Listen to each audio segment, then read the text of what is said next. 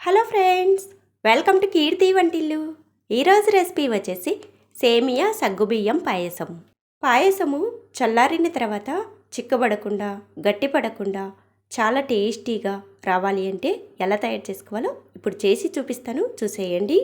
ముందుగా ఒక గిన్నెలోనికి అరకప్పు సగ్గుబియ్యం వేసుకోవాలి. నీళ్లు వేసుకొని సగ్గుబియ్యాన్ని ఒకసారి శుభ్రంగా కడిగి ఆ నీళ్ళన్నీ తీసేయండి. ఇప్పుడు మళ్ళీ అరకప్పు నీళ్లు వేసుకొని సగ్గుబియ్యాన్ని అరగంట వరకు నానబెట్టుకోవాలి. ఇప్పుడు స్టవ్ ఆన్ చేసుకొని కడాయి పెట్టుకొని 1 టేబుల్ స్పూన్ నెయ్యి వేసుకొని వేడి చేసుకోవాలి. నెయ్యి వేడైన తర్వాత కొన్ని జీడిపప్పులు, కొన్ని కిస్మిస్ వేసుకొని లైట్గా ఫ్రై చేసుకోవాలి. మాడిపోకుండా లైట్గా ఫ్రై చేసుకొని వీటిని ఒక ప్లేట్లోకి తీసుకొని పక్కకు పెట్టుకోండి. ఇప్పుడు అదే కడాయిలోనికి 1 కప్పు సేమియాను వేసుకోవాలి. సగ్గుబియ్యాన్ని ఏ కప్పుతో తీసుకుంటామో అదే కప్పుతో 1 కప్పు సేమియా వేసుకొని సన్నటి మంట పైన సేమియాను లైట్ గోల్డెన్ కలర్ వచ్చేంత వరకు ఫ్రై చేసుకోవాలి. ఇలా కలుపుకుంటూ ఫ్రై చేసుకోవాలి. ఇలా లైట్ గోల్డెన్ కలర్ వచ్చిన తర్వాత వీటిని కూడా ఒక ప్లేట్లోనికి తీసుకొని పక్కకు పెట్టుకోండి. ఇప్పుడు అదే కడాయిలోనికి 5 కప్పులు నీళ్లు వేసుకోవాలి. సేమియాను సగ్గుబియ్యాన్ని ఏ కప్పుతో తీసుకుంటామో అదే కప్పుతో నీళ్లు కూడా 5 కప్పులు వేసుకోవాలి. అన్నీ కూడా ఒకే కప్పు కొలతలతో తీసుకోండి. నీళ్లు వేసుకున్న తర్వాత నీళ్ళని బాగా మరిగించుకోవాలి.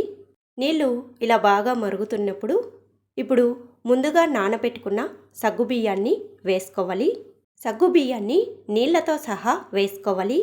స్టవ్ని మీడియం ఫ్లేమ్లో పెట్టుకొని సగ్గుబియ్యాన్ని కలుపుకుంటూ ఉడికించుకోవాలి. సగ్గుబియ్యము తొందరగానే ఉడుకుతాయి. సగ్గుబియ్యం ఉడికితే ఇలా పైన తేలినట్టుగా వస్తాయి. సగ్గుబియ్యము నీళ్ళపైన ఇలా తేలుతూ ఉన్నాయి కదా, ఇలా తేలేంత వరకు ఉడికించుకోవాలి. ఇలా ఉడికించుకున్న తర్వాత ముందుగా నెయ్యిలో ఫ్రై చేసి పెట్టుకున్న సేమియాను వేసుకోవాలి. సేమియాను వేసుకున్న తర్వాత ఇలా కలుపుకుంటూ సేమియాను మెత్తగా ఉడికించుకోవాలి. సేమియాను ఇలా మెత్తగా అయ్యేంత వరకు ఉడికించుకోండి.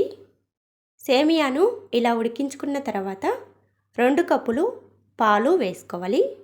కాచి చల్లార్చిన పాలైనా వేసుకోవచ్చు, లేదంటే పచ్చి పాలైనా వేసుకోవచ్చు. 2 కప్పులు పాలు వేసుకొని బాగా కలుపుకోవాలి. ఇలా కలుపుకున్న తర్వాత 1 టీ స్పూన్ యాలకుల పొడి వేసుకోవాలి. 1.5 కప్పు చక్కెర వేసుకోవాలి. మనము సేమియా సగ్గుబియ్యము 2 కలిపి ఎంతైతే తీసుకుంటామో చక్కెర కూడా అంతే వేసుకోవాలి. స్వీటు ఎక్కువ తక్కువ కాకుండా కరెక్ట్గా సరిపోతుంది. చక్కెర యాలకుల పొడి వేసుకున్న తర్వాత ఇలా కలుపుకుంటూ 5 నిమిషాలు మీడియం ఫ్లేమ్లో ఉడికించుకోవాలి. ఇలా ఒక 5 నిమిషాల పాటు కలుపుకుంటూ ఉడికించుకుంటే చక్కెర బాగా కరిగి సేమియా సగ్గుబియ్యానికి బాగా పడుతుంది. ఇలా 5 నిమిషాల పాటు కలుపుకున్న తర్వాత ముందుగా నెయ్యిలో ఫ్రై చేసి పెట్టుకున్న జీడిపప్పులు, కిస్మిస్లు వేసుకొని కలుపుకోవాలి. ఇలా కలుపుకొని స్టవ్ ఆఫ్ చేసుకోవాలి. పాయసము చల్లారిన తర్వాత మరికొద్దిగా చిక్కబడుతుంది. పాయసము పూర్తిగా చల్లారిన తర్వాత ఈ విధంగా ఉంటుంది. సేమియా సగ్గుబియ్యం పాయసము ఈ కొలతలతో ఇలా చేసుకుంటే చల్లారిన కూడా చిక్కబడకుండా చాలా టేస్టీగా ఉంటుంది. తప్పకుండా ట్రై చేసి చూడండి. Thanks for watching.